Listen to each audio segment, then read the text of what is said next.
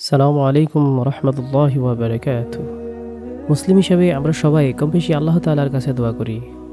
এটা আমরা আমাদের নবী হযরত মুহাম্মদ সাল্লাল্লাহু আলাইহি সাল্লাম থেকে শিখেছি। তিনি সর্বাবস্থায় সবসময় একমাত্র আল্লাহ তাআলার কাছে দোয়া করতেন। তবে দোয়া করার সময় বেশ কয়েকটি বিষয়ের প্রতি গভীরভাবে খেয়াল রাখা দরকার। আলেমগণ এগুলোকে দোয়া কবুলের শর্ত ও আদব বলে অভিহিত করেছেন। ১ নম্বর, পবিত্রতা অর্জন। আল্লাহর কাছে দোয়া করার পূর্বে অবশ্যই আমাদেরকে পবিত্রতা অর্জন করতে হবে। পবিত্রতা অর্জনের পর দোয়া করলে আল্লাহ তাআলা সেই দোয়া কবুল করবেন।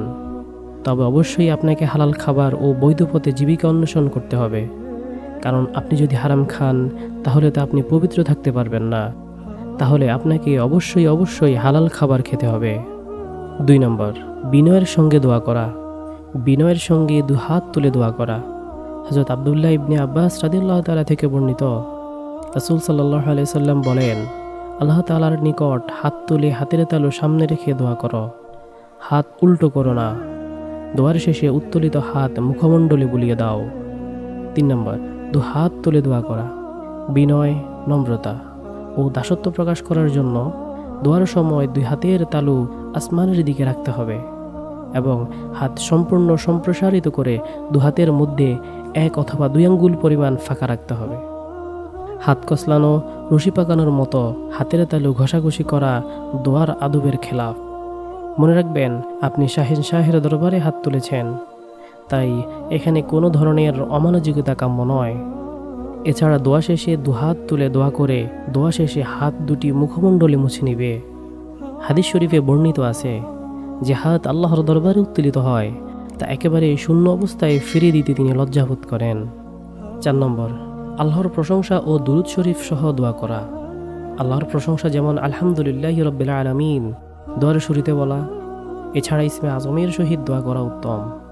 হযরত আসমা বিনতে ইয়াজিদ রাদিয়াল্লাহু তাআলা থেকে বর্ণিত, রাসূল সাল্লাল্লাহু আলাইহি সাল্লাম বলেন, ইসমে আজম এই আয়াতগুলোর মধ্যে রয়েছে: ১, ওয়া ইলাহুকুম ইলাহু ওয়াহিদ লা ইলাহা ইল্লা হুয়ার রহমানুর রহিম, সূরা বাকারা আয়াত ১৬৩।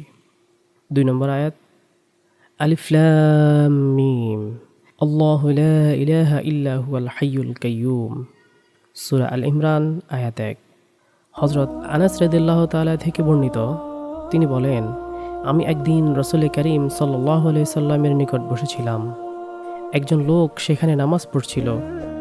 সে তার দোয়ার মধ্যে আরজ করল, হে আল্লাহ, আমি আপনার কাছে আমার প্রয়োজন প্রার্থনা করছি।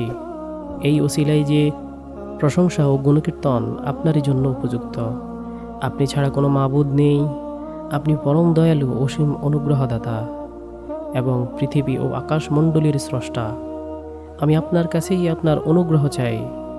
ইয়া হাইয়ু ইয়া কাইয়্যুম ইয়া জাল জালালি ওয়াল ইকরাম।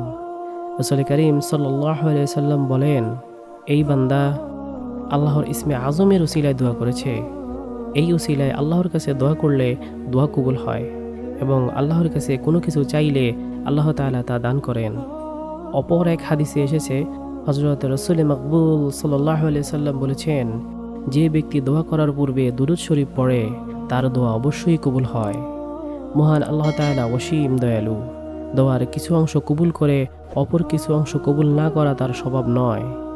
এই হাদিসের সারমর্ম এই যে, দুরূদ শরীফ তিনি অবশ্যই কবুল করে থাকেন, সুতরাং তিনি দুরূদ কবুল করে দোয়ার প্রার্থনীয় বিষয় অগ্রাহ্য করেন না, শেষ পর্যন্ত উভয় অংশই কবুল করেন।